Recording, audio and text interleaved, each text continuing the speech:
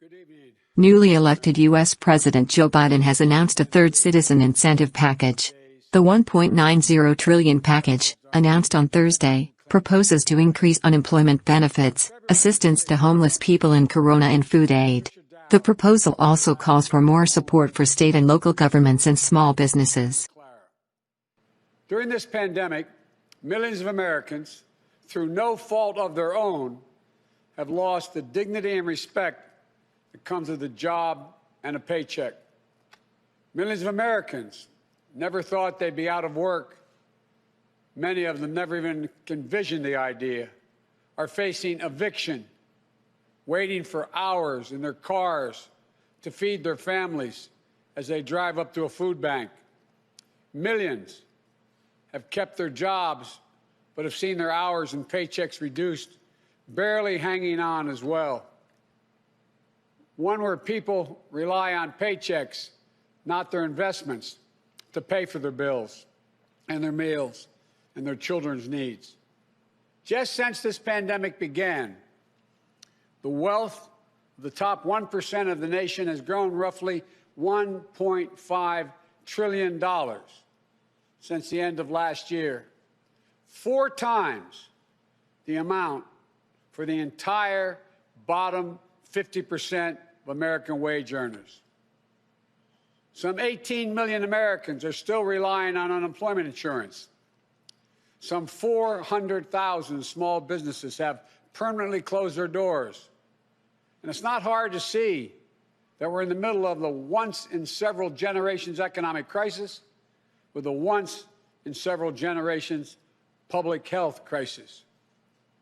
The crisis of deep human suffering is in plain sight, and there's no time to waste. We have to act, and we have to act now.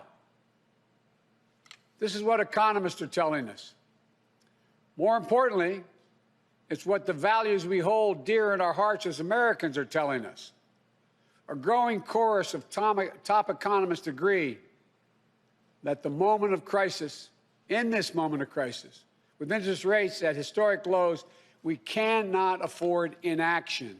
A 2-step plan of rescue and recovery. A 2-step plan to build a bridge to the other side of the crisis we face to a better, stronger, more secure America. Tonight, I'll lay out my first step, the American Rescue Plan, that will tackle the pandemic and get direct financial assistance and relief to Americans who need it the most. Next month, my first appearance before a joint session of Congress, I will lay out my Build Back Better recovery plan. It'll make historic investments in infrastructure, that Build Back Better plan. Infrastructure, manufacturing, innovation, research and development, and clean energy. Investments in a caregiving economy and in skills and training needed by our workers to be able to compete and win in the global economy of the coming years. Moody's, an independent Wall Street firm, said my approach will create more than 18 million good-paying jobs.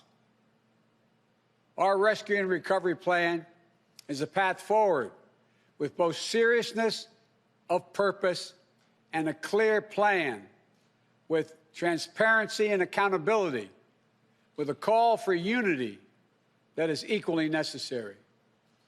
As I said when it passed in December, the bipartisan COVID-19 relief package was a very important first step.